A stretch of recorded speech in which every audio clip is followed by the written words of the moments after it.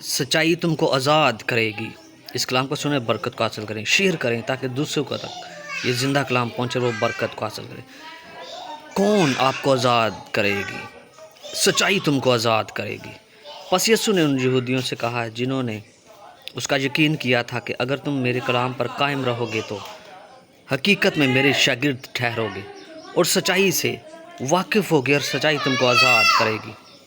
انہوں نے اسے جواب دیا، ہم تو ابراہیم کی نسل سے ہیں اور کبھی کسی کی غلامی میں نہیں رہے، تو کیوں کر کہتا ہے کہ تم آزاد کیے جاؤ گے؟ یسوع نے انہیں جواب دیا، میں تم سے سچ کہتا ہوں کہ جو کوئی گناہ کرتا ہے گناہ کا غلام ہے، اور غلام اب تک گھر میں نہیں رہتا، بیٹا اب تک رہتا ہے۔ پس اگر بیٹا تمہیں آزاد کرے گا تو تم واقعی آزاد ہوگے۔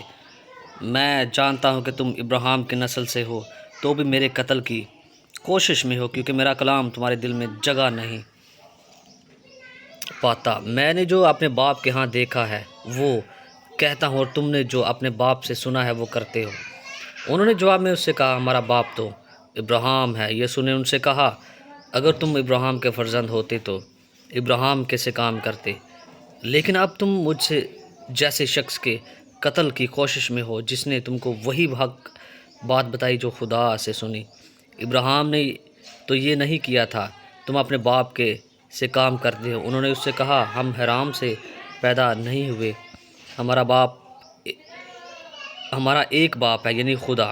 یسوع نے ان سے کہا، اگر خدا تمہارا باپ ہوتا تو تم مجھ سے محبت رکھتے، اس لیے کہ میں خدا میں سے نکلا اور آیا ہوں، کیونکہ میں آپ سے نہیں آیا بلکہ اسی نے مجھے بھیجا۔